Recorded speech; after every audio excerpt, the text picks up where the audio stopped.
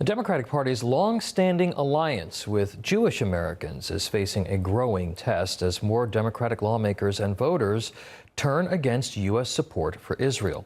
A July 15th House vote to cut billions in military aid to Israel drew support from 103 Democrats, a shift that our next guest says shows opposition to Israel moving from the party's fringes into the mainstream. Joining us now to discuss his new article titled Home Alone is the founder of the Zoose Political Index, Patrick Aloco. Patrick, thank you for this, and it's a great piece. And you say that House vote on July 15th to cut that military spending from Israel raises some very important questions, including and most notably, has one of the longest-running, most durable alliances in American politics started to come apart? Talk to us about this.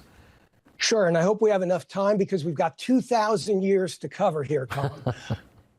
What we're watching right now is a historical moment unfold.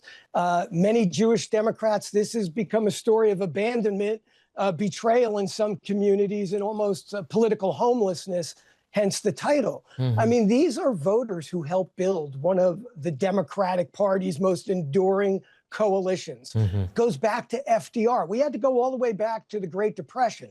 They aligned with, they were drawn to FDR's New Deal, his support of urban immigrants, religious pluralism, his support of the laborers and the workers.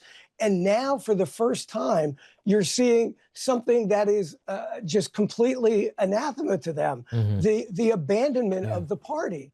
Yeah. And we trace that back to the October 7th attack, really, on by Hamas.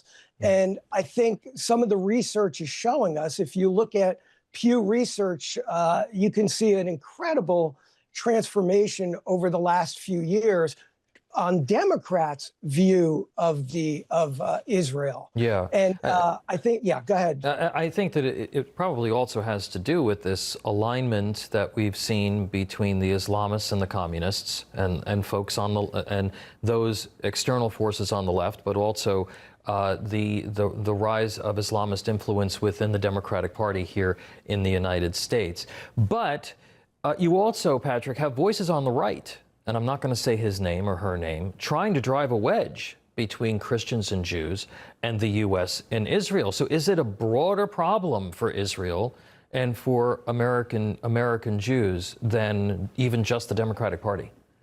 So hence they have nowhere to go. I mean, one of the things that brought me to this article was asking myself, okay, if all this is going on the Democratic side, again, that October 7th inflection point, mm-hmm. what happened there? You've got basically it went from, in 2022, 53% of the Democratic Party had a negative view of Israel. Today, 80% has a negative view. So wouldn't the logic be, all right, well, let's become Republicans? And what happened is that Gaza created this permission. It was a perfect storm. It allowed the DSA to wheel in this Trojan horse inside the Democrats' big tent. And the DSA, along with this coalition of convenience with Islamic fundamentalists, led this rise to anti-Semitism. Yeah. And so there isn't really a home for them to go to right now. Conservatives are natural allies, though, for Jewish Americans for a whole host of reasons. How do they attempt to pull Jewish voters into the GOP coalition and retain them? A great question. And I think we need to first look to Orthodox Jews versus non-Orthodox Jews. We've already seen in 2016, you had roughly 39% of Orthodox Jews voted for Donald Trump. In 2020, you had 86% of the, by 2024, we had 86% of Orthodox Jews voting. Only 12% voted for Kamala Harris. So I think that's kind of the structure. They are more, I think if you look at Jewish Democrats' view of Israel, that's kind of what's telling there, is that, you know, the gap is really Netanyahu right now.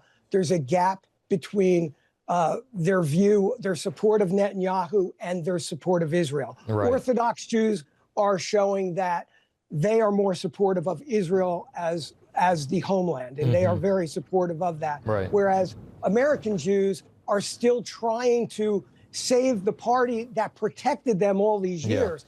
And Tom, just your point. It takes time. Those types of shifts take time. They don't happen in one cycle or in two cycles. And we've seen some pretty radical changes, as you mentioned, since the October 7th massacre. I'm out of time, Patrick, but just tell us real quick where people can read your article. On Monday morning, we're publishing at zoose.substack.com, ZOOSE. All right. Patrick Oloko from the Zoose Political Report. Appreciate you being here, Patrick. Thank you. Thanks, Tom.